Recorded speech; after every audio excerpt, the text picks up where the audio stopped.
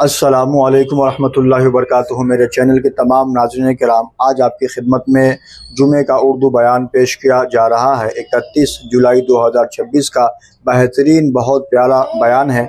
आप इसको सुनिए और आगे अपने तमाम दोस्त अहबाब तक अपनी ज़िम्मेदारी समझते हुए इस पैगाम को ज़रूर पहुँचाइए और आप कमेंट के ज़रिए से अपनी राय हम तक पहुँचाइए। आप इस प्रोग्राम को दुनिया के किस हिस्से से देख रहे हैं, कमेंट के ज़रिए हमको बताइए। बिस्मिल्लाहिर्रहमानिर्रहीम। या अय्युहल्लज़ीना आमनू कुतिबा अलैकुमुल क़िसासु फ़िल क़त्ला अल-हुर्रु बिल-हुर्रि वल-अब्दु बिल-अब्दि वल-उन्सा बिल-उन्सा फ़मन उफ़िया लहू मिन अख़ीहि शैउन फ़त्तिबाउन बिल-मारूफ़ व अदाउन इलैहि बि-इहसान ज़ालिका तख़फ़ीफ़ुम मिन रब्बिकुम व रहमह फ़मन इअतदा बअद ज़ालिका फ़लहु अज़ाबुन अलीम इला आख़िरिल आया। सदक़ल्लाहुल अलिय्युल अज़ीम व सदक़ रसूलुहुन नबियुल करीम व नहनु अला ज़ालिका मिनश शाहिदीन वश-शाकिरीन। अल्लाहुम्मा अल्हिमना रुश्दना व आइज़ना मिन शुरूरि अनफुसिना। अल्लाहुम्मा वफ़्फ़िक़ना लिमा तुहिब्बु व तर्दा मिनल क़ौलि वल फ़िअलि वन निय्यह। रब्बि इश्रह ली सदरी व यस्सिर ली अमरी वहलुल उक़दतम मिन लिसानी यफ़क़हू क़ौली। आमीन या रब्बल आलमीन। मोहतरम हज़रात, मुअज़्ज़ज़ सामईन, दिली भाइयों, बुज़ुर्गों और दोस्तों, दूसरा पारा सूरह बक़रा आयत नंबर 178 और 179। ये दो आयतें आज की गुफ्तगू का उन्वान है। तज़किरा ऊपर से ये चल रहा था आयतुल बिर्र का, और बिर्र में एतक़ादात के साथ आमाल भी हैं, अखलाक़ियात भी हैं, मुआमिलात भी हैं। अब यहाँ से सूरह बक़रा ख़त्म तक तकरीबन 1.25 पारे ऐसे ऐसे अफ़आल का तज़किरा होगा जिनका ताल्लुक़ अक़ायद से भी है, मुआमिलात से भी है, मुआशरत से भी है, हुकूकुल इबाद से भी है। सूरह बक़रा ख़त्म तक ये मामूल चलता रहेगा। उन्हीं में से एक मसला है क़िसास का। क़िसास को लोग समझते हैं ज़ालिमाना क़ानून, लेकिन कुरान में इसी रुकू में, इसी आयत के बाद वाली आयत में, यानी 179 नंबर की आयत में अल्लाह फरमाते हैं कि क़िसास में हयात है। वलकुम फ़िल क़िसासि हयातुन, तुम्हारे लिए क़िसास हयात है। क़िसास में हयात पोशीदा है। या उलिल अलबाब, ऐ अक़लमंदो, यानी अगर अकल है तो ज़रा गौर करो। एक कातिल को अगर आपने छोड़ दिया तो वो फिर दूसरे को, तीसरे को, चौथे को, पाँचवें को कत्ल करता रहेगा। और अगर क़िसास में वो कातिल कत्ल कर दिया गया तो आमिंदा कत्ल बंद हो जाएगा, वो भी कत्ल नहीं कर सकेगा और उसको देख कर दूसरे भी होशियार हो जाएंगे। और ये अलामात क़यामत में से है कि कत्ल बढ़ जाएगा। और आज आप देखते हैं अपने लोगों में भी कत्ल बढ़ गया है, और मामूली चीज़ों के लिए, जायदाद के छोटे छोटे झगड़ों के लिए आज भी आप पेपर पढ़ लीजिए, भरे पड़े हैं। और सब नाम जब पढ़ेंगे जाकर तो आप देखते नहीं कि कौन है, अलबत्ता वहाँ नाम पढ़ते हैं तो लगता है कि ये कोई अब्दुल्ला है, कोई अब्दुल रहमान है और ये कोई मोहम्मद है। यानी कोई ऐसा नहीं है जो ईमान वाला नहीं है, उसमें कोई नॉन बिलीवर नज़र नहीं आता। जबकि इनके लिए कुरान मौजूद है, और कुरान में साफ मौजूद है कत्ले अमद की सज़ा दायमी जहन्नम है। इतनी साफ आयत। वमन क़तल मुअमिनन मुतअम्मिदन फ़जज़ाउहु जहन्नम ख़ालिदन फ़ीहा व ग़ज़िब अल्लाहु अलैहि व लअनहु व अअद्द लहु अज़ाबन अज़ीमा। जो शख्स किसी को जानबूझ के कत्ल करेगा, जानबूझकर लफ्ज़ है, जानबूझकर मतलब आजकल तो भाई प्लान हो रहा है, साले बहनोई ये वो सब मिलके इरादे के साथ मकाम पर घात लगाकर बैठ रहे हैं, घर में घुस जा रहे हैं। और ये सब के सब ईमान वाले, कलमा पढ़ने वाले हैं, आखिरत पर यकीन करने वाले हैं, जज़ा व सज़ा को मानने वाले हैं। कितना कमज़ोर अकीदा हो गया। हुजूर पाक ने आखिरी हज में ये जुमला कहा था, मेरे बाद काफिर होकर लौट नहीं जाना। ला तरजिऊ बादी कुफारन यज़रिबू रिक़ाब बाज़िकुम बाज़ा बाज़, मेरे बाद काफिर होकर नहीं लौट जाना कि तुम में से एक दूसरे की गर्दनें मारने लगो। आज दुनिया है, मामूली चीज है दुनिया, क्योंकि इसको छोड़ के जाना है। जालिम जिसके लिए कत्ल कर रहा है वो चीज छोड़ के जाएगा और जुल्म की सजा उसके कंधे पर साथ लेकर जाएगा। जालिम उस जुल्म की सजा से कभी बरी नहीं होगा, उसके साथ जाएगी। और जो चीज है जरिया सबब जिसके वास्ते कत्ल हुआ है वो यहीं छोड़ के जाएगा। और ये सब लोग समझते हैं, जानते हैं, आर्जी नफा, वक्ती नफा, उसके लिए आपस में लोग एक दूसरे को गर्दनें मार रहे हैं। इसका दरवाजा बंद करने के लिए अल्लाह ने किसास रखा है। यह है इस आयत का उन्वान। आज भी देख लीजिए, अगर कातिल नहीं पकड़ा गया, कातिल को सजा नहीं मिली हुई तो उसका हौसला बुलंद होता, वो फिर कत्ल करता। अगर उसको कत्ल कर दिया गया तो फिर उसका दरवाजा बंद हो जाता है। आज पूरे दुनिया में कातिल घूम रहा है, उसको सजा नहीं मिलती है, इसलिए उसको पशेमानी भी नहीं है, नदामत भी नहीं है, एहसास भी नहीं है कि मैंने किसी इंसान को कत्ल किया है। जबकि कुरान में साफ है, किसी एक इंसान का कत्ल करना सारी इंसानियत के कत्ल करने के बराबर है। फ़कअन्नमा क़तलन नास जमीआ, उसने एक को नहीं मारा, पूरी दुनिया को मार दिया, पूरे इंसानों को मार दिया। और ऐसे कातिल हमारे हाकिम बने बैठे हैं, पूरे दुनिया में ही हालत है। कातिल हाकिम बन के बैठे हैं, उनको एहसास नहीं है। आज का ये मजमून बहुत तवील है, लेकिन मैं बड़े इख्तिसार से काम लूंगा और वक्त के अंदर बात पूरी करूंगा इंशाअल्लाह। अदले जहांगीरी सुना होगा आपने। अदले जहांगीरी यूं ही नहीं है, एक नज़म में अपनाया गया है। वो नज़म बहुत तवील है, अदले जहांगीरी। इस उन्वान से नज़म पढ़िए इकबाल की। इकबाल ने ये नज़म बड़ी अच्छे अंदाज से पेश की है, अदल के ऊपर पेश की है। जहांगीर बादशाह की बीवी के हाथ से एक तीर निकला और किसी को लगा, वो मर गया। उसने मुकदमा पेश किया। बादशाह के पास जो काजी थे उन्होंने किसास का फैसला कर दिया, और किसास में कातिल की जान ली जाती है, मर्द के बदले औरत हो या औरत के बदले मर्द हो। यह भी आयत में समझाऊंगा। उन्होंने कहा जिसके तीर से यह कत्ल हुआ है, किसास में उसी को कत्ल किया जाएगा। बादशाह ने फैसला कर दिया। जहांगीर बादशाह की बीवी है, अब जंजीर में जा रही है, किसासन कत्ल होने के लिए जा रही है। बादशाह कुछ नहीं कर सका। थोड़ी देर के बाद एक काजी वहां बैठा हुआ था। कई काजी होते हैं ना, उसमें से एक काजी कहता है, शरीयत में एक गुंजाइश निकलती है, और वो ये है कि अगर ये लोग खून बहा लेकर माफ कर दें तो ये किसास रुक सकता है। वो लोग खून बहा पे राजी हो गए और कहा हमें किसास लेना मंजूर नहीं था, बादशाह का अदल देखना मंजूर था, और दियत भी बैतुल माल से नहीं दी जाएगी, दियत भी अपने जेब खास से दी जाएगी। बैतुल माल तो सबका खजाना है, पूरे रियाया का है। अपनी जेब से उन्होंने, बैतुल माल से नहीं, अपनी जेब से दियत को अदा किया और उनकी जान बख्शी हो गई। तू अगर कुछ तशुदी आह चेमी करदम मन, यह आखिरी मिसरा है इकबाल का। अगर तू कत्ल हो जाती तो मैं क्या करता, ये उसके अशार हैं। तू अगर कत्ल शुदी, इंसान इतना ज्यादा खुदाबंद कुद्दूस के हुक्म को मानने वाला होता है तो अदले जहांगीरी मशहूर हुआ है। आज लोग जहांगीर को बदनाम करने वाले एक एक इंसान सैकड़ों को कत्ल कर दे रहा है और मुंह नहीं खोलता है कि मैंने मारा है या मेरे हुक्म से मारा गया है। ये क्यों? क्योंकि आज हमारे पास इंसाफ के लिए खड़े होने वाले की जुर्रत नहीं है।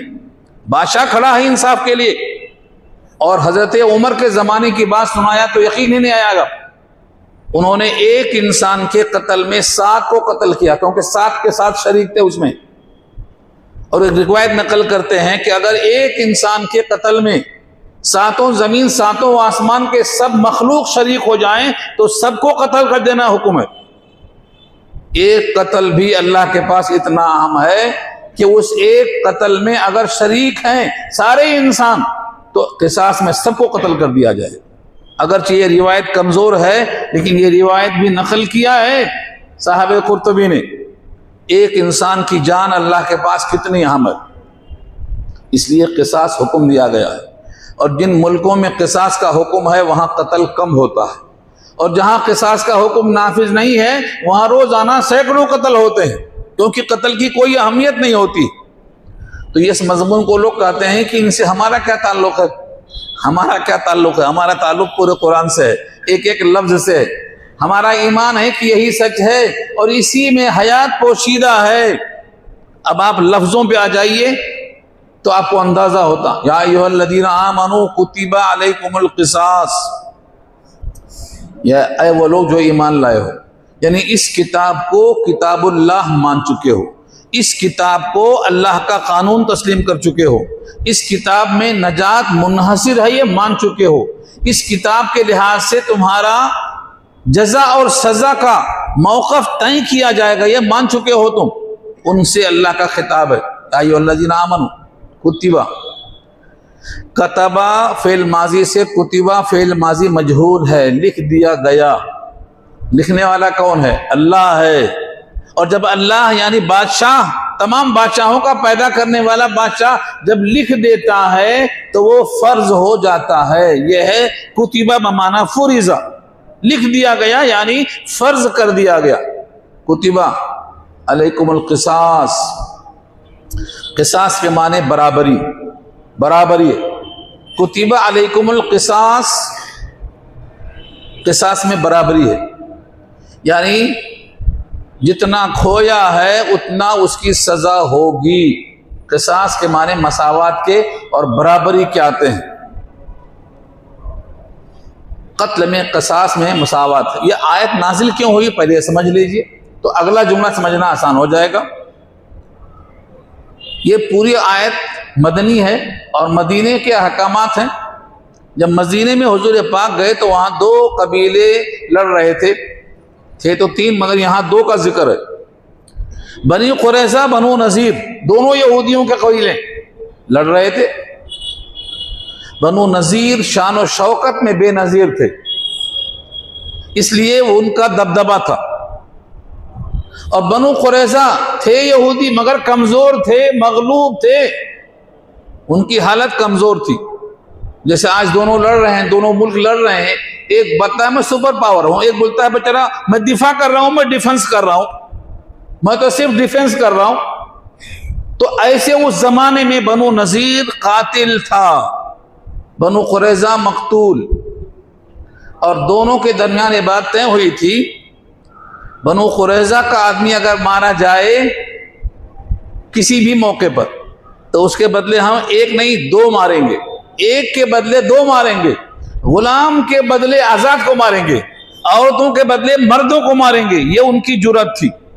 इसको बोलते हैं ना बढ़ चढ़ के मुआहदे में लिखवाना, जैसे आज हमारे सुपर पावर लिखवा रहे हैं।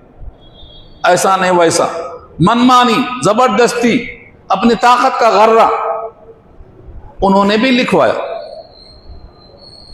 और उसके बाद बनु नज़ीर जब ये लिखवा चुके, बनु कुरैज़ा मान चुके, उसी वक्त अल्लाह की तरफ से तौफीक हुई कि ये दोनों कबीले इस्लाम में दाखिल हो गए। जब इस्लाम में दाखिल हो गए और ये मुआहिदा पहले हो चुका है, अल्लाह के नबी के पास अब मुकदमा आया, फैसला कैसे किया जाए। मुआहिदा तो बोलता है कि औरत के बदले मर्द को मारा जाएगा, गुलाम के बदले आजाद को मारा जाएगा, एक के बदले दो को मारा जाएगा। लेकिन कुछ कुरान करीम की आयत बताती है नहीं, सारे इंसान बराबर हैं, कातिल ही मकतूल के बदले मारा जाएगा, चाहे वो गुलाम हो, चाहे वो आजाद हो, चाहे वो मर्द हो, चाहे वो कोई भी हो। ऐसा नहीं है कि कत्ल किसी और ने किया और क़िसास में किसी और को मारा गया। जैसे हमारे पास बड़े फसादात होते थे तो लोग कहते हैं भाई हमारा वहां एक आदमी मारा गया, उनका यहां हम मारेंगे, वहां जो मारा गया वो मकतूल है, यहां जो मारा गया बेकसूर है। ये कौन सा इंसाफ है? लेकिन लोग चला रहे थे इसको, फसादात को दफा करने के वास्ते चला रहे थे। यह कानून है नहीं। कातिल को ही मकतूल के बदले मारा जाएगा और एक के बदले एक को मारा जाएगा। अब यह आयत के अल्फाज देखिए, कुतिबा अलैकुमुल क़िसास फिल क़त्ला, बराबरी रखा अल्लाह ने क़िसास में, कत्ल के सिलसिले में। फिर कत्ल की 3 किस्में होती हैं, उन तीनों की बहस सूरे निसा में आ चुकी है, बशर्ते कि आप रहे हो। खुलासा उसका क्या है? आदमी जब कत्ल करता है जानबूझ के और ऐसे हथियार से जिससे कत्ल होता है तो उसको कत्ले अमद कहते हैं। कत्ले अमद की सजा दायमी जहन्नम है। और अगर कभी ऐसा हुआ कि कत्ल करने का इरादा नहीं था और ऐसा आला भी नहीं था जिससे कत्ल होता है, लेकिन इत्तेफाक से वो मर गया, तो उसको कत्ले खता कहते हैं। जैसे मूसा ने मुक्का मारा था किब्ती को, फिरौनी को मुक्का मारा था ताकि झगड़ा ना हो, लेकिन मूसा का मुक्का था कि वो मर गया। फवक़ज़हु मूसा फ़क़ज़ा अलैहि क़ाल हाज़ा मिन अमल शैतान, ये तो शैतानी काम हो गया, इरादे के बगैर मारा था इस्लाह के लिए मगर मर गया। तो ये कत्ले खता में आता है। एक होता है कत्ले खता के बजाय शिब्हे अमद, या कत्ले खता के बजाय शिब्हे कत्ल, भय समझकर मारा था, वहां आदमी निकला, ये भी शुबह हो जाता। तो इसकी अक़साम बहुत हैं, उसकी तत्वील है, लेकिन खुलासा ये है कि अल्लाह ताला ने क़िसास में कातिल को ये कत्ल करने का जो हुक्म दिया गया है, ये क़िसास है। इससे क्या होता? कत्ल रुक जाएगा, बखिया लोग बच जाएंगे, बखिया की जान बच जाएगी। लेकिन जब कातिल को खुला छोड़ दिया जाएगा तो वो मुस्तकिल मारता रहेगा। इसलिए बहुत सी किताबों में आपने पढ़ा है कि एक ने 100 को मारा। 100 को मारा कैसे? बुखारी की रिवायत है ना, एक आदमी ने 99 लोगों को कत्ल किया। ये हदीस पूरी सुनाने के बाद हुजूर पाक ने फरमाया था ये इस्लाम से पहले का वाकया, लेकिन चूंकि हुजूर ने बयान किया है तो हदीस हो गया, लेकिन वाकया है हुजूर से बहुत पहले का। अब आप में से बहुत से लोग तशवीश में होंगे वाकया था क्या, मैं इशारा कर देता हूं उसको। एक आदमी ने 99 कत्ल कर दिया। आज की जुबान में रौडी शीटर था, वो सबको मार रहा था, मगर उसको एहसास हुआ, कभी किसी बुजुर्ग को मारने में उसको एहसास हुआ कि मैं बहुत ज्यादा गुनाह कर दिया हूं, अब तो मरने का दिन करीब आ गया, बख्शिश कैसे होगी। एक आलिम के पास जाके पूछता है, उसने कहा मियाँ तेरी बख्शिश नहीं होगी, तू इतना बड़ा कातिल है, 99 को मार चुका, तेरी बख्शिश नहीं होगी। इसलिए बोलते हैं ना, कच्चे पक्के आलिम के पास नहीं जाना, पुख्ता आलिम के पास जाना। नीम हकीम खतरे जान और नीम मुल्ला खतरे ईमान। कामिल सनद देखकर काम करना चाहिए, अधूरा मसला नहीं पूछना चाहिए। उन्होंने अधूरा जवाब दिया। अधूरा जवाब क्यों? क्योंकि हर पशेमान, हर गुनाहगार अगर अल्लाह के सामने तौबा कर लेता है गरगरे मौत से पहले पहले, तो तौबा कबूल होगी। और किसी का हक है तो उसकी अदायगी की शक्ल रखा है अल्लाह ने, तो मसला गलत बता दिया, उसको गुस्सा आ गया।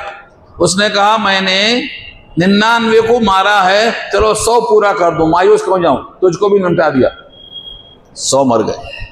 लेकिन ख्याल दिल में आया कि अब मेरी बख्शिश कैसे होगी, मैंने इतने बड़े आलिम को मार दिया।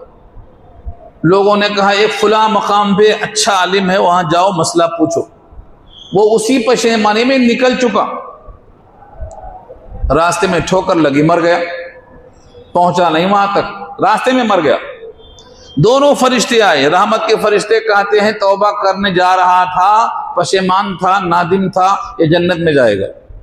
अजाब वाले कहते थे ये तो कातिल है, जहन्नम में जाएगा। उस वक्त को अल्लाह ताला ने फरिश्ते के जरिए हुक्म भेजा, वक्त के नबी को, जहां से जा रहा था वो हिस्सा ज्यादा है या जहां पहुंचना था वहां ज्यादा था? जमीन का कौन सा हिस्सा ज्यादा था? जहां गिरा था वहां से नापा गया, तो जहां जा रहा था वो हिस्सा करीब था, जहां से गया था ये हिस्सा दूर हो चुका था। अल्लाह का फैसला हुआ कि ये रहमत से करीब हो चुका था, तौबा के मकाम पर पहुंचने से करीब तर था, अजाब से दूर हो चुका था, इसकी बख्शिश का फैसला कर दिया गया। ये 99 कत्ल हुआ क्यों, मैं ये सुनाना चाह रहा हूं, क्योंकि किसास नहीं था। अगर किसास होता तो पहले ही वक्त में इसको किसासन कत्ल कर दिया जाता तो 99 बचते कि नहीं बचते। इसी को कुरान ने कहा है किसास में तुम्हारी हयात पोशीदा है, वलकुम फिल किसासी हयातुन या उलिल अलबाबि लअल्लकुम तत्तकून, यही तो कुरान ने कहा। मगर लोग कहते हैं नहीं, सजा बड़ी सख्त है, सजा बड़ी सख्त है। तो जरा अपने आप को रखकर देखो, अगर तुम्हारा कत्ल हुआ होता तो तुम क्या चाहते, तुम्हारे किसी घर के फर्द का कत्ल हुआ होता तो तुम क्या चाहते कि कातिल को सजा मिले। सारा इंसान यही चाहता है कि कातिल को सजा मिले, और कातिल को सजाअन किसास में कत्ल कर देना ये इंसाफ है। दरवाजा कत्ल का बंद हो जाएगा, तसल्ली भी हो जाएगी। लेकिन अगर वो राजी हो जाते हैं तो खून बहा की शक्ल है, आज भी मौजूद है। वो खून बहा की रकम कितनी है, 1000 ऊंट या 1000 दीनार या 10,000 दिरहम। अब आज की शक्ल में कितना बनता है वो हिसाब करके जोड़ लीजिए। अल औज़ानुल महमूदा अशरिया किताब है, उसमें तमाम औज़ान मौजूद हैं कि आज कितना बनेगा, हिसाब कितना बनेगा। लेकिन कीमतन इतनी कीमत देना एक जान के बदले में फिदिया और दियत कहलाता है, फिदिया और दियत कहलाता है। खून बहा इस्लाम में इसकी बड़ी अहमियत है। लेकिन जिन मुल्कों में खून की जान की कोई अहमियत नहीं है, वहां आए दिन कत्ल होते रहते हैं और कोई पुरसाने हाल नहीं, कोई पुरसाने हाल नहीं है। आज तो इंसान का खून कुत्ते बिल्ली से ज्यादा सस्ता हो गया। कुत्ते को मार दो तो केस बन जाता, बिल्ली को मार दो तो केस बन जाता कि इसको आपने क्यों मारा, ये जानवर है, इसका हक है, तंजीमें सामने आ जाती हैं। लेकिन इंसानों को मार दो तो कोई पूछने वाला नहीं है, और खास तौर से अगर मुसलमान मारा गया तब तो कोई पूछने वाला नहीं है। क्यों नहीं पूछने वाला है कोई, क्योंकि यहां पर किसास का निजाम नहीं है, इसलिए कत्ल घटने वाला नहीं है, यह बढ़ता ही रहेगा। अब अल्लाह ने इस आयत में साफ कर दिया, कुतिबा अलैकुमुल क़िसास फिल क़त्ला अल हुर्रु बिल हुर्रि, हुर हुर के बदले, हुर का तर्जुमा आजाद, जिसे आप आजाद हैं, आप गुलाम नहीं। अगर गुलाम होते तो गुलाम के बदले गुलाम और आजाद के बदले आजाद। अब गुलाम इंसान कैसे होता है, पैदाइशी कोई गुलाम नहीं होता, हर इंसान पैदाइशी आजाद होता है। किसी आजाद को गुलाम बनाना जुर्म है। जिन लोगों ने यूसुफ अलैहिस्सलाम को गुलाम बनाकर भेजा था उनकी मजम्मत आई है। हजरत उमर के जमाने में मुल्क मिस्र में एक खलीफा ने, अमर इब्नुल आस ने लोगों को गुलाम बनाने की कैफियत बयान कर दी थी। हजरत उमर ने कहा आओ अपने बेटे को साथ लेके आओ जो लोगों को गुलाम बनाना चाहता है, और वो कोड़ा भी लेके आओ साथ में। कहा आप अगर हुक्म दे तो फैसला यही कर दूं। हजरत उमर ने कहा मुझ तक खबर पहुंचने से पहले किया होता तो तुझको इख्तियार था, तू वहां का खलीफा था, लेकिन वो खबर अब मेरे पास पहुंच गई है तो अब सजा तुम नहीं दोगे, अब सजा मैं दूंगा। अपने बच्चे को उस कोड़े के साथ लेके मेरे पास आओ। ये है इंसाफ। उसी कोड़े से मारा गया जिस कोड़े से खलीफा के बेटे ने मारा था। इस्लाम में जो इंसाफ था उसी मसावत की वजह से इस्लाम फैलता चला गया। लोग कुछ ना कुछ बयान करते रहते हैं, सबसे बड़ी चीज इंसाफ है। सारे इंसान बराबर हैं, इसमें काला गोरा अजमी और अरबी और जाहिल और आलिम कोई फर्क नहीं है, सब के सब इंसान बराबर हैं। लेकिन आज दुनिया में बहुत से लोग किसी को कमतर, किसी को बेहतर, किसी को ऊंचा, किसी को नीचा समझते हैं। इस्लामी मसावत के बिल्कुल खिलाफ। अल्लाह ने जो सारे कानून को पैदा करने वाला है, सारे मखलूक को बनाने वाला है, उसका हुक्म यह है कि इंसान सब बराबर हैं। अल हुर्रु बिल हुर्र वल अब्दु बिल अब्द, गुलाम के बदले गुलाम। ये आया क्यों लफ्ज, इसीलिए कि बनु नज़ीर कहते थे अगर हमारा गुलाम भी मारा गया तो हम उसके बदले तुम्हारे आजाद को मारेंगे। ये उसी के जवाब में नाजिल हुआ है, नहीं गुलाम कातिल है तो कत्ल में गुलाम क़िसास में मारा जाए। अल हुर्रु बिल हुर्र वल अब्दु बिल अब्द वल उन्सा बिल उन्सा। अगर कोई मारने वाली औरत है तो उसके बदले में किसी मर्द को नहीं मारा जाएगा, उसी औरत को किसास में मारा जाएगा। कोई ये ना समझे कि इसके बदले किसी और को मार दिया जाए। आपको फातिमा मखजूमिया का वाक़या सुनाया था, बुखारी की रिवायत है। फातिमा नाम औरत का है, कबीले का नाम मखजूमिया है, बड़ा इज्जत वाला था। चोरी का इल्ज़ाम साबित हो गया, उनके हाथ काटने का फैसला किया काजी ने। लोगों ने कहा खानदान की इज्जत खाक में मिल जाएगी, सिफारिश करवाओ, सजा ठलवाओ।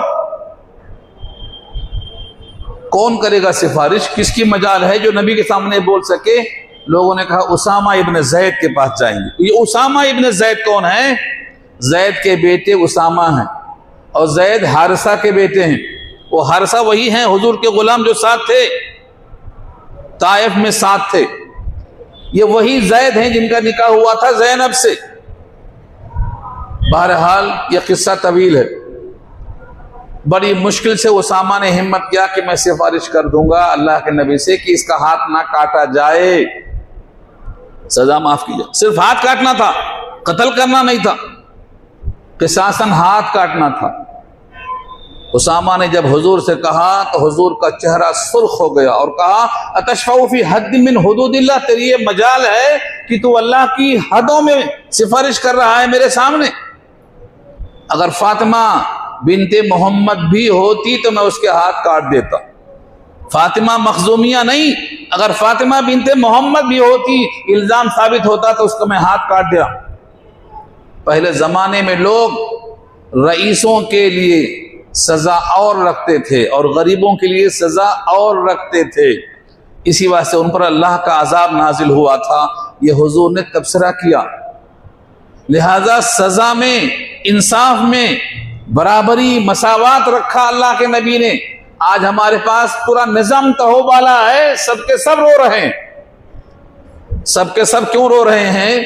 कि यहां इंसाफ नहीं है, मसावात नहीं है, बराबरी नहीं है। इसी वास्ते सब के सब रो रहे हैं और रोते रोते बिलक बिलक कर सड़कों पे आ चुके हैं। मगर अब भी किसी को एहसास नहीं है, किसी के मरने का, किसी के मारने का, किसी के क्यों बिला कसूर मारे जाने का किसी को एहसास नहीं है। कोई एहसास क्यों नहीं है? जब उनको ये पता नहीं है कि मेरा असल खालिक कौन है, मेरा मालिक कौन है, मेरा राजिक कौन है। माँ के पेट में रहम में मुझे किसने आंख दिया, कान दिया, दिल दिया, दिमाग दिया, उन्हें क्या एहसास होगा? उनके शऊर में गफलत है। और अल्लाह फरमाते हैं सारी कायनात चाहे और मैं ना चाहूं तो उनके दिल में ईमान नहीं आ सकता, नहीं आ सकता। किसी के दिल में ईमान लाना मेरी मर्जी के बगैर मुमकिन नहीं है। इन्नका ला तहदी मन अहबब्ता वलाकिन्नल्लाह यहदी मन यशा। अल्लाह ना चाहे तो ईमान नहीं आ सकता, यानी यकीन नहीं आ सकता कि मेरा खालिक कौन है, मेरा राजिक कौन है, मेरा मालिक कौन है। कौन है जो मिट्टी को रोटी बनाता है, कौन है जो मनी के कतरे को इंसान बनाता है। ये शऊर आना ईमान है और ये शऊर सबको नहीं आ सकता जब तक अल्लाह ना चाहे। वमा तशाऊन इल्ला अन यशा अल्लाह रब्बुल आलमीन। ये जगह अल्लाह फरमाते हैं वमा युमिनु अक्सरुहुम बिल्लाह, अल्लाह पर उनमें से अक्सर लोग ईमान नहीं लाते मगर हालते शिर्क में बाकी रहते हैं। वलौ हरस्ता बिमुमिनीन, आप अगर कितना भी हरीस हो जाएं कि ये सब ईमान ले आएं तब भी वो ईमान नहीं ला सकते हैं जब तक अल्लाह की मशीयत ना हो। 8वां पारा की पहली आयत पढ़ लेना, घर जाके 8वां पारा पहली आयत पढ़ लेना। वलौ अन्ना नज़्ज़लना, पहली आयत पढ़ लेना। कुबुलम्मा कानू लियुमिनू, कुबुलम्मा कानू लियुमिनू। अगर सारे दलाइल सामने रख दो कि वो ईमान ले आए, लेकिन ईमान नहीं लाएंगे क्योंकि उनके दिल को अल्लाह ताला ने गुनाहों की कसरत की बिना पर जंग आलूद कर दिया है, उनको शऊर नहीं आ सकता है।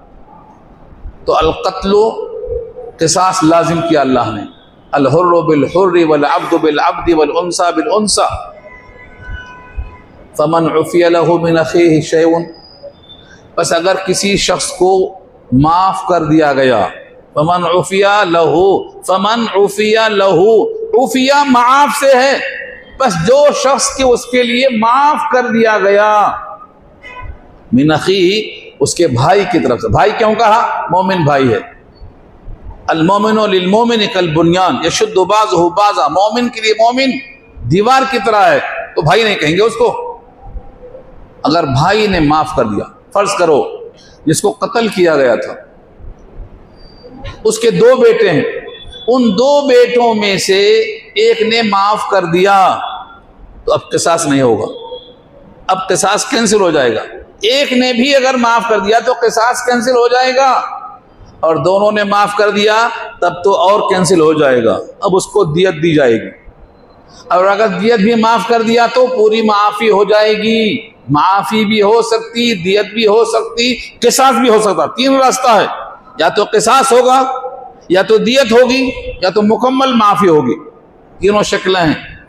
फमन उफ़िया लहू मिन अख़ीही शैउन फत्तिबाउन बिल मारूफ व अदाउन इलैहि बिइहसान। अगर भाई की तरफ से माफ कर दिया गया है तो अब जो चीज तय हुई है उसको अदा करो एहसान के तौर पर। वह अदाउन इलैहि बिइहसान के माने, फर्ज करो 10,000 दिरहम तय हुआ है तो इसको टाइम पर दे दो और मुकम्मल दे दो, कम मत दो। तो कम देना वादा खिलाफी है, और वादा खिलाफी पे फिर से हड़ताल हो गई। मालूम है आपको, वादा खिलाफी पे फिर से हड़ताल हो गई। वादा खिलाफी नहीं करना, अगर किसी से वादा करना तो उसको पूरा करना, ये इस्लाम सिखाता है। वादा खिलाफी नहीं होना चाहिए। फमन उफ़िया लहू मिन अख़ीही शैउन फत्तिबाउन बिल मारूफ। इत्तिबाउन बिल मारूफ के माने दस्तूर के मुताबिक उसको इत्तिबा करना चाहिए, उसको फॉलो करना चाहिए, और वक्त मुतय्यन में उसको सही ढंग से अदा करना चाहिए। वो अदाउन इलैहि बिइहसान ज़ालिका तख़फ़ीफ़ुम मिन रब्बिकुम व रहमा। ये रहमत है और ये तख़फ़ीफ़ है। तख़फ़ीफ़ माने जो अज़ाब में शिद्दत थी, जो कानून में शिद्दत थी, उस तशदीद में तख़फ़ीफ़ आ गई। यानी अल्लाह ने कहा अब जान के बदले जान के बजाय इतना माल दे दो, जान बच जाएगी। ये जान बचने के लिए माफ़ी होना जुज़वी या कुल्ली माफ़ी हो गई, तो ये तख़फ़ीफ़ है। तख़फ़ीफ़ुम मिन रब्बिकुम व रहमा, ये रहमत है, अल्लाह तुम्हारी जान को बख्श देते हैं। माल तो आने जाने वाली चीज़ है। अब इस आयत का मंशा क्या हुआ? अगर ऐसा कोई वाक़या पेश आ जाए, निदामत हो जाए, तो आदमी खून बहा दे सकता है, माफ़ी भी हो सकता है।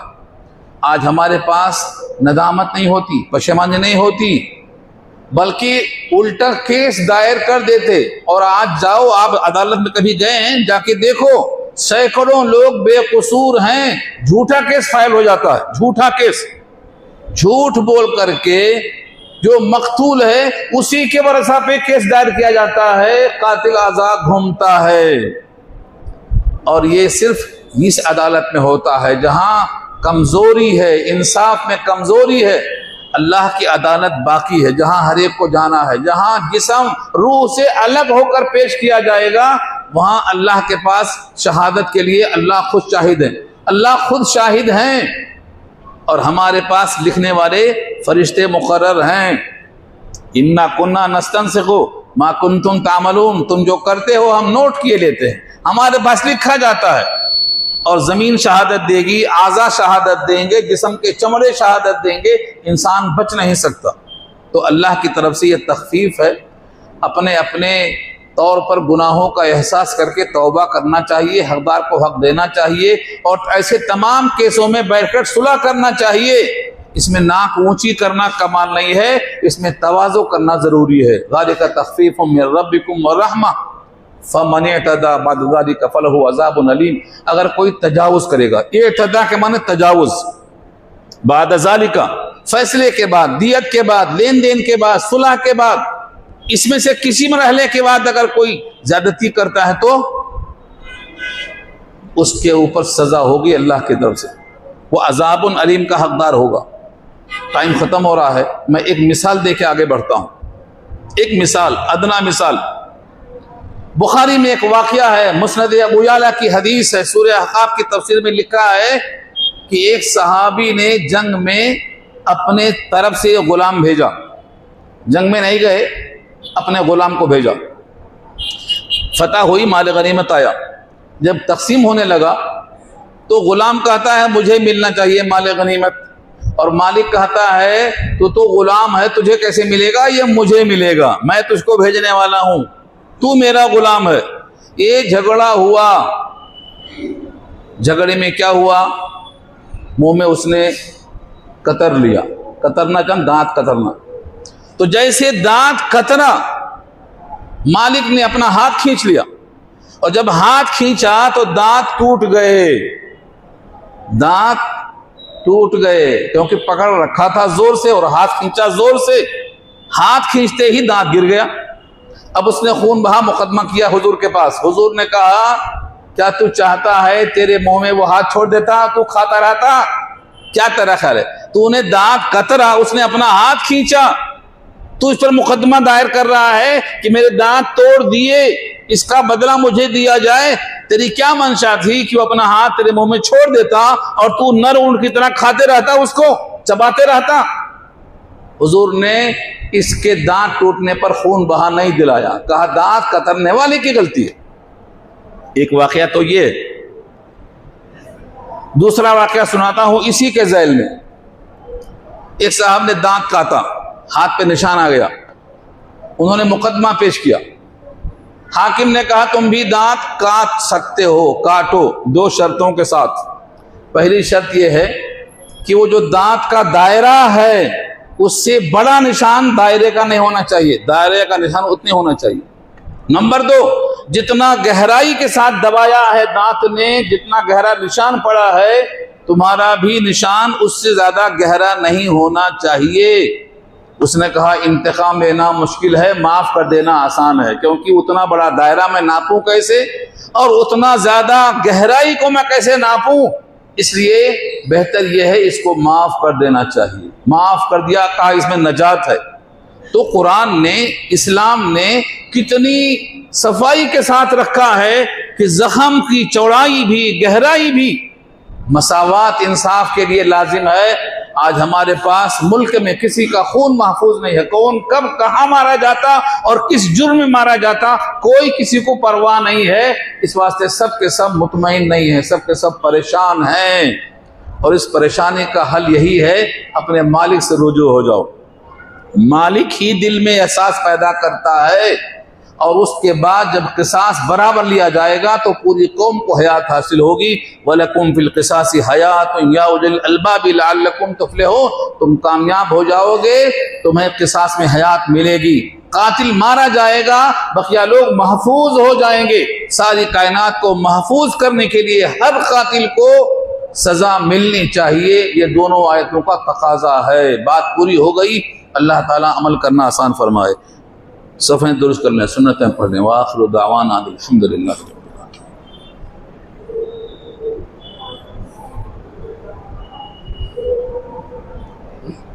5 मिनट पीछे हो गए, पहले आ गए तुम, मजबून के पहले आ गए।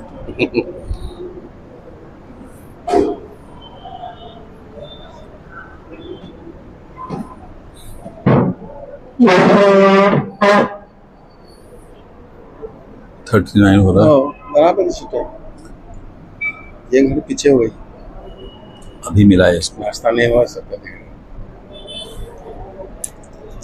अभी मिला है भाई।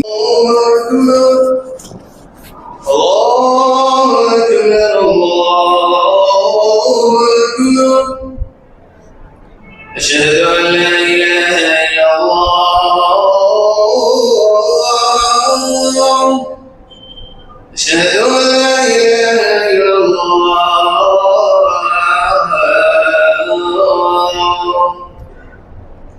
أشهد أن محمدا رسول الله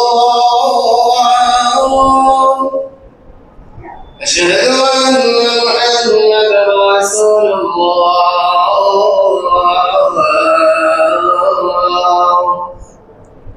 حي على الصلاة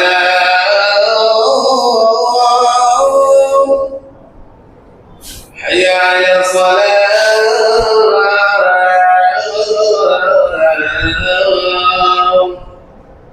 حي على الفلاح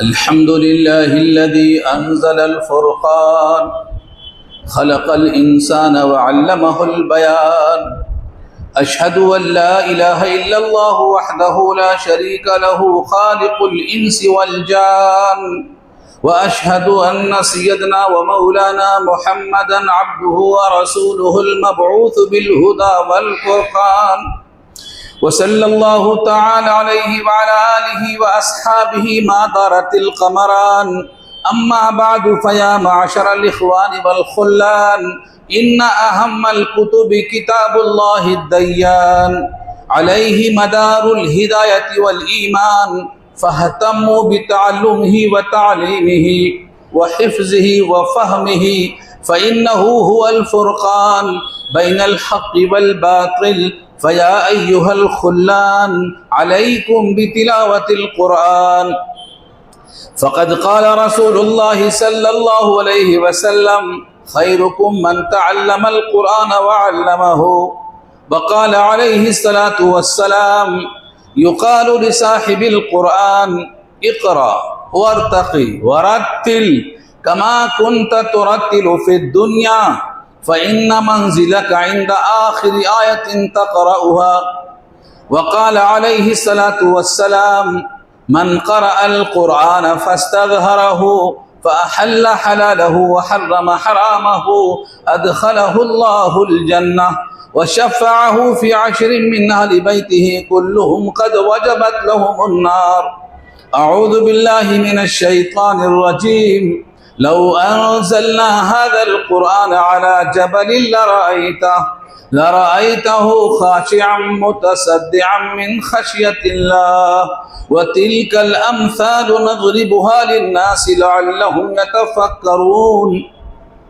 بارك الله لنا ولكم في القرآن العظيم ونفعنا وإياكم بالآيات والذكر الحكيم إنه تعالى جواد كريم ملك بر رؤوف رحيم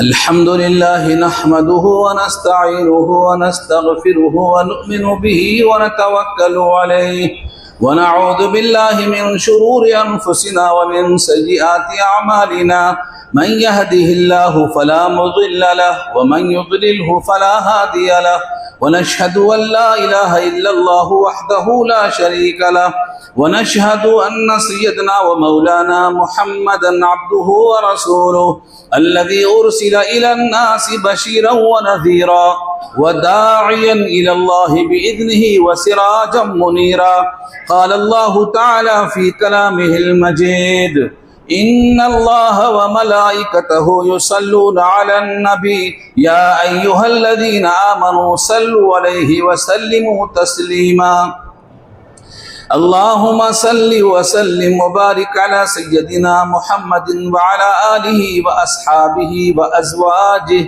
وأهل بيته أجمعين أما بعد قال رسول الله صلى الله عليه وسلم أرحم أمتي بأمتي أبو بكر وأشدهم في أمر الله عمر وأصدقهم حياء عثمان وأقضاهم علي والحسن والحسين سجدا شباب أهل الجنة رضي الله تعالى عنهم أجمعين اللهم اغفر للعباس وولده مغفرة ظاهرة وباطنة لا تغادر ذنبا الله في أصحابي لا تتخذوهم غرضا من بعدي فمن أحبهم فبحبي أحبهم ومن أبغزهم فببغزي أبغزهم وخير القرون قرني ثم الذين يلونهم ثم الذين يلونهم اللهم أعز الإسلام والمسلمين وانصرهم على عدوك وعدوهم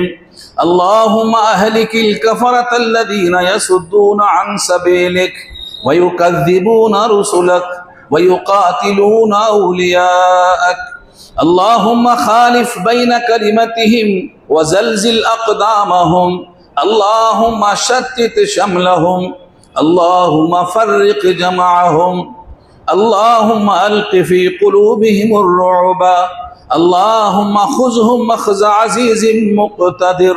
اللهم إنا نجعلك في نحورهم ونعوذ بك من شرورهم، وأنزل بهم بأسك الذي لا ترده عن القوم المجرمين. إن الله يأمر بالعدل والإحسان وإيتاء ذي القربى وينهى عن الفحشاء والمنكر والبغي يعظكم لعلكم تذكرون. اذكروا الله يذكركم وادعوه يستجب لكم ولذكر الله تعالى أعلى وأولى وأعز وأجل وأتم وأهم وأعظم وأكبر.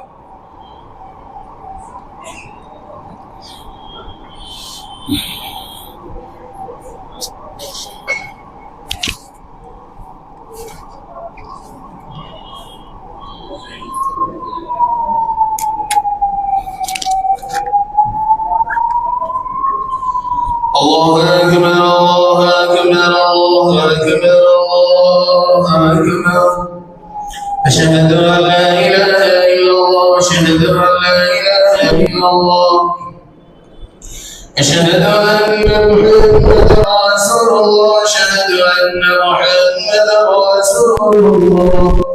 حي على الصلاة حي على الصلاة حي على الفلاح حي على الفلاح.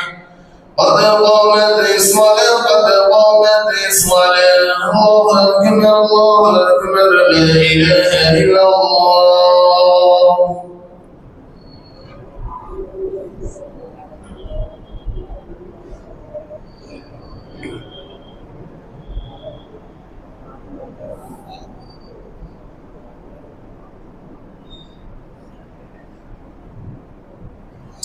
सफ़ें दुरुस्त कर लीजिए, पायजामे टखने से ऊपर कर लीजिए, मोबाइल वगैरह बंद कर लीजिए, सफ़ों के दरमियान जगहें खाली मत रखिए। अल्लाहु अकबर। सुभान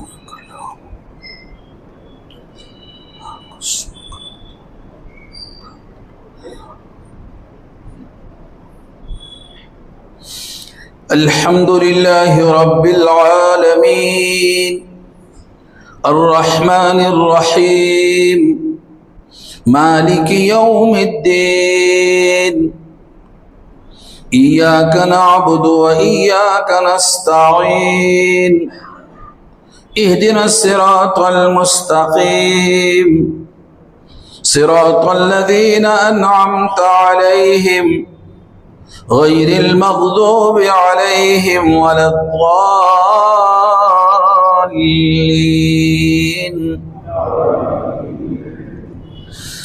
इज़ा ज़ुल्ज़िलतिल अर्ज़ु ज़िल्ज़ालहा व अख़रजतिल अर्ज़ु अथक़ालहा व क़ालल इंसानु मा लहा यौमइज़िन तुहद्दिसु अख़बारहा बिअन्न रब्बक औहा लहा यौमइज़िन यसदुरुन्नासु अश्तातन लियुरौ अअमालहुम फमन यअमल मिस्क़ाल ज़र्रतिन खैरन यरह वमन यअमल मिस्क़ाल ज़र्रतिन शर्रन यरह। अल्लाहु अकबर।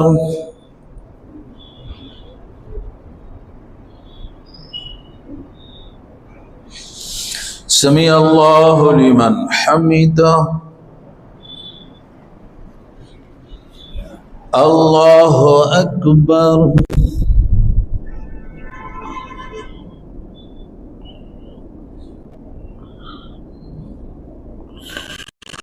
अल्लाहु अकबर।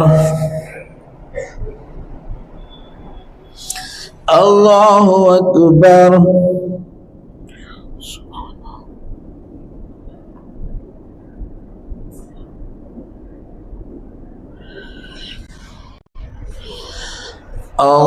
अल्लाहु अकबर।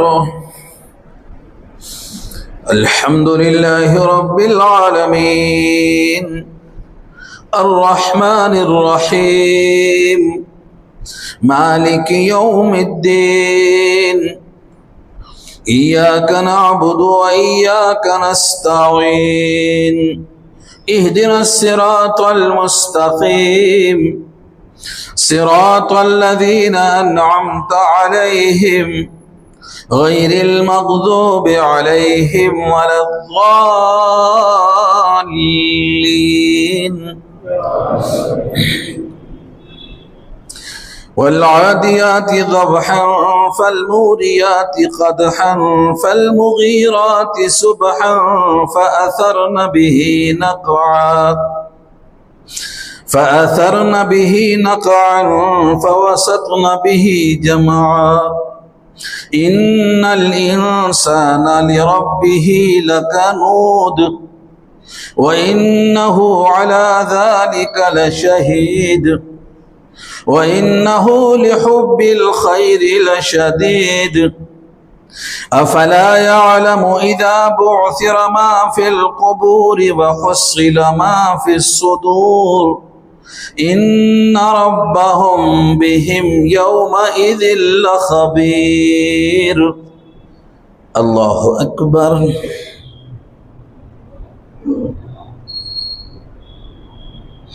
سمع الله لمن حمده الله أكبر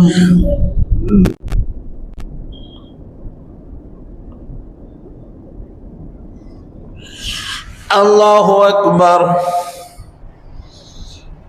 الله أكبر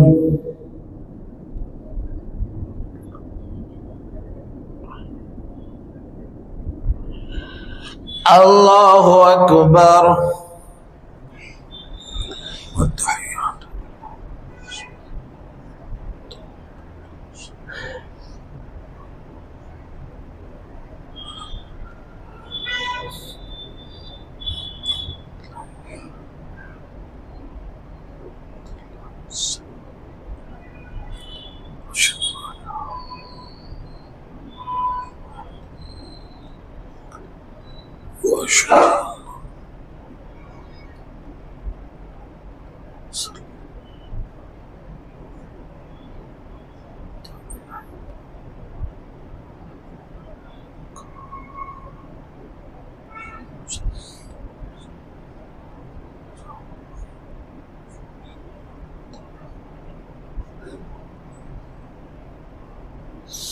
السلام عليكم ورحمة الله السلام عليكم ورحمة الله الحمد لله رب العالمين والصلاة والسلام على سيد المرسلين يا حي يا قيوم برحمتك نستغيث يا رب لك الحمد كما ينبغي لجلال وجهك العظيم اللهم لا أحصي ثناء عليك أنت كما أثنيت على نفسك اللهم لا مانع لما أعطيت ولا معطي لما منعت ولا ينفع ذا الجد منك الجد وصلى الله تعالى على خير خلقه سيدنا ومولانا محمد وآله وأصحابه أجمعين برحمتك يا أرحم الراحمين